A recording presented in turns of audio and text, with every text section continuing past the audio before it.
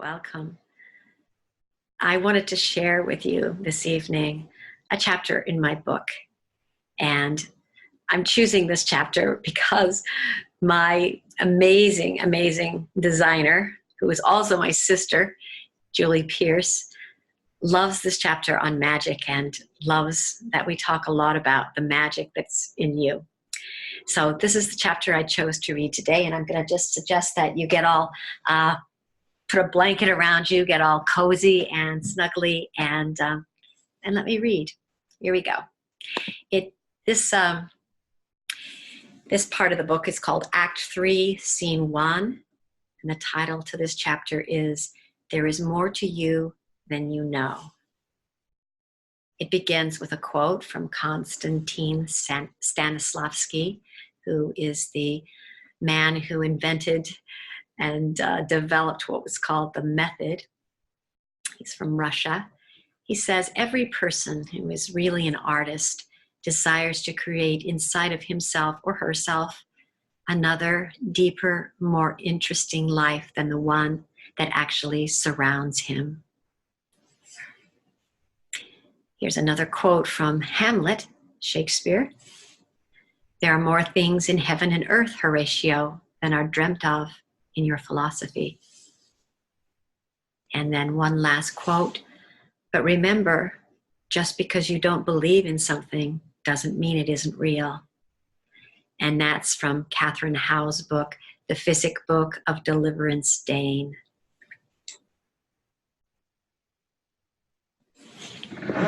Theater's first inceptions sprang from the ancient mystical and religious ceremonial rites. Early human history recounts tribal and ritual dramas acted out by clansmen. The objective for these enactments was to shift the participants' consciousness from one realm of reality to another. These arenas provided allegorical settings where lowly humans could become gods, champions, and heroes. Through theatrical shamanism, spectators were given pathways into the complex landscapes hidden within the human psyche.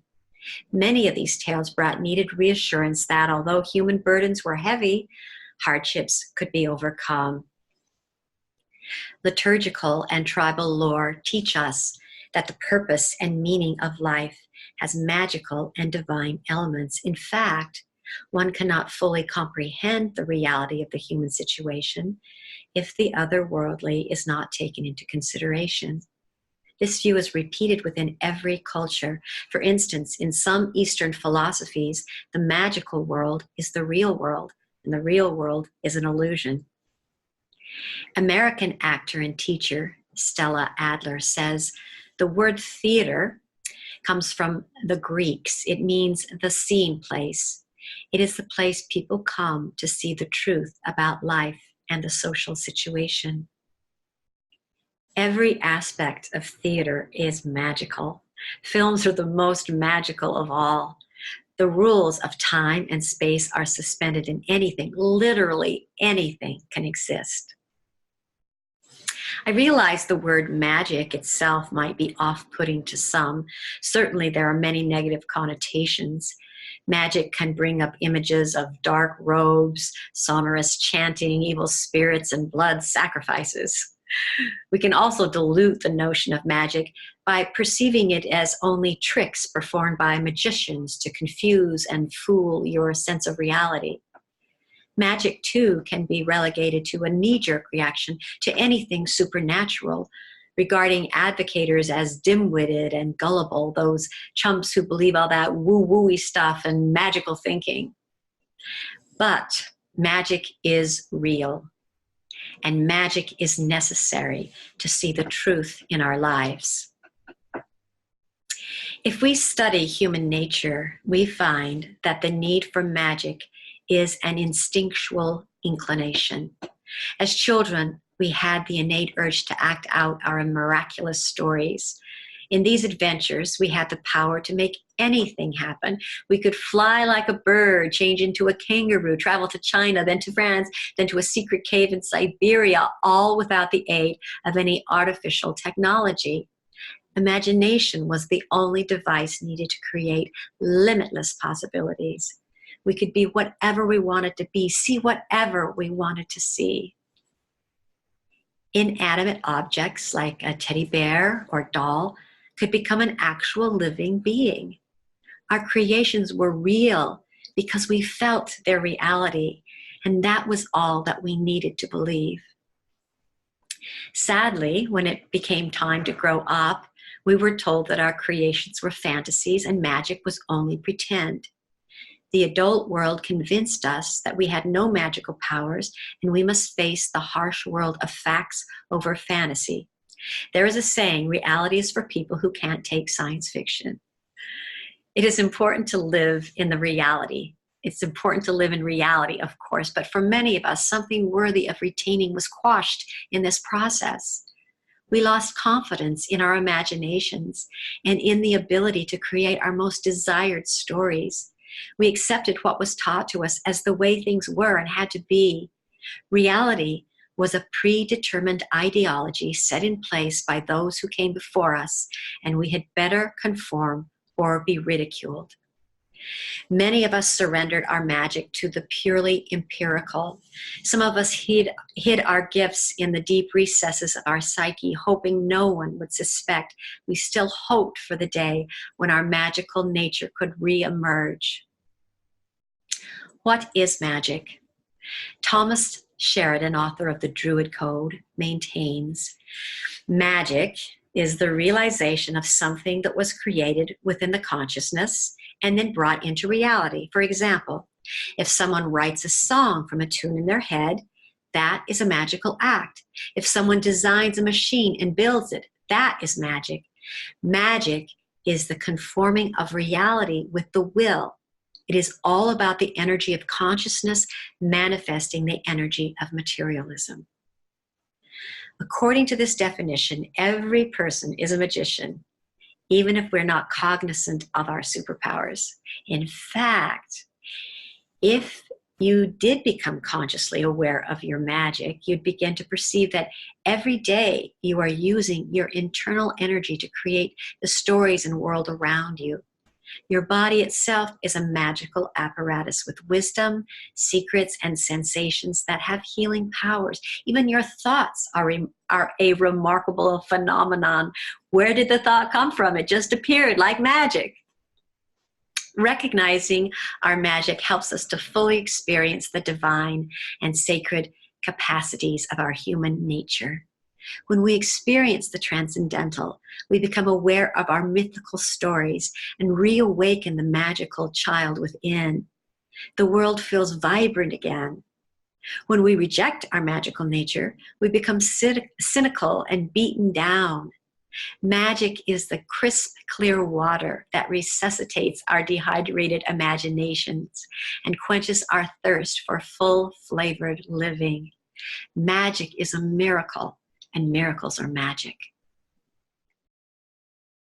Through magic, we have the ability to live an atypical life, to reach into the other dimensions and pull out messages of wonder, hope, and power, to celebrate the sacred in the mundane, to take a humdrum day and turn it into a miraculous, mystical adventure. One may say that this is not a rational way to live.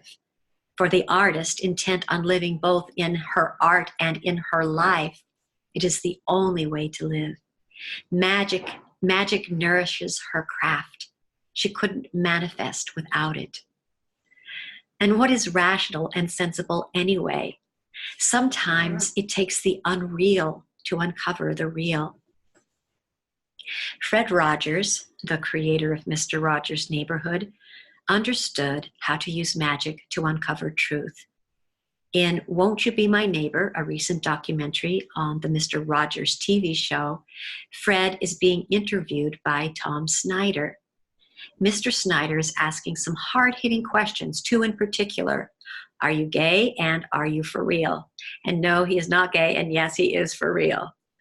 Tom Snyder is fulfilling his businesslike adult job as interviewer by attempting to pierce the core of what makes Fred Rogers tick.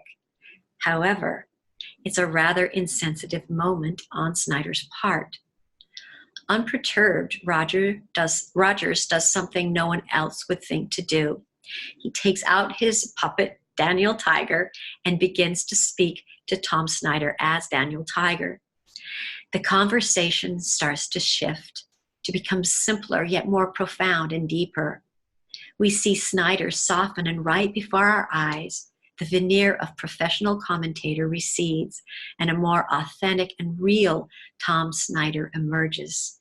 The pretend Daniel Tiger got to the heart of Tom Snyder, exposing in a good way his true humanity. Magic, when it happens, has an unspoken agreement, the agreement to suspend disbelief. Children know their fantasies aren't real. They know Daniel Tiger is a puppet, yet Daniel Tiger is real. There is a subtle paradox here. We believe in the unreal to be able to see and experience the real, which also allows the unreal to be real also. Jesus said, "Truly, I tell you, anyone who does not receive the kingdom of God like a little child will never enter it." That's from Luke 18:17 from the Bible. He says, "Truly, I tell you, anyone who does not receive the kingdom of God like a little child will never enter it." One knows when one looks at a Picasso that what you are seeing is not the real world. Yet as you study his artwork, you start to see something ultra real, something you couldn't perceive without the aid of the artist's unrealistic, irrational conception. This is magic. Magic is the uninhibited sidekick to your artistic genius. Genius is your soul's capacity for greatness. Magic is what you create with this sacred capacity. Don't underestimate your magical abilities. There is more to you than you know. And I finish this off with a quote by R.A. Salvatore's Streams of Silver.